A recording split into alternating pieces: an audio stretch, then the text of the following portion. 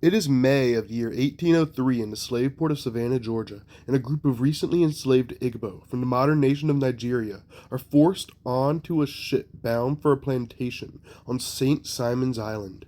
Little did the slavers on this voyage know that this would be their last. The Igbo were known to be fiercely resistant to child slavery. This group of Igbo men and women numbered around 75 and were either packed under the deck of the schooner York or the Moravia. While the ship's name is disagreed on, what is agreed is that the Igbo rose up against the slavers in a violent rebellion. In the course of this rebellion, the Igbo were able to take control of the ship and drown the slavers. However, the ship was run aground in a salt marsh along Dunbar Creek near modern Brunswick, a site today known as Igbo Landing. What happened next is unclear and has been mythologized over the years. However, what is known is that the Igbo decided that rather than live as slaves, they would die free, and the Igbo marched as one into the creek under the direction of a leader among them. Some accounts go as far as to say they were chanting in Igbo, "The water spirit brought us, the water spirit will take us home."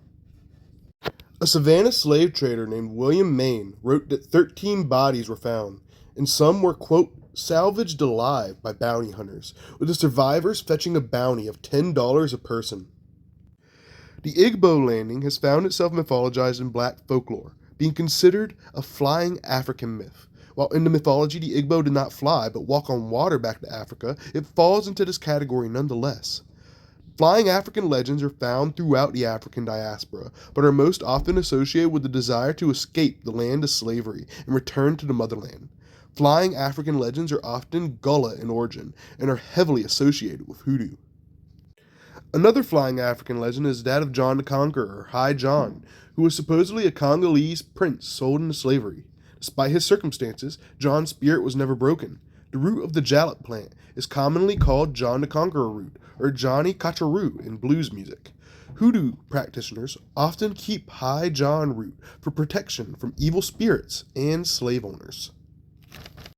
The Igbo Landing has been kept orally through the years, with an elderly black man named Floyd White being recorded in the 30s on the subject. Heard about Igbo's Landing? That's the place where they bring the Igbos over in a slave ship, and when they got here, they ain't like it. So they all start singing, and they march right down in the river to march back to Africa, but they ain't able to get there. They gets drowned.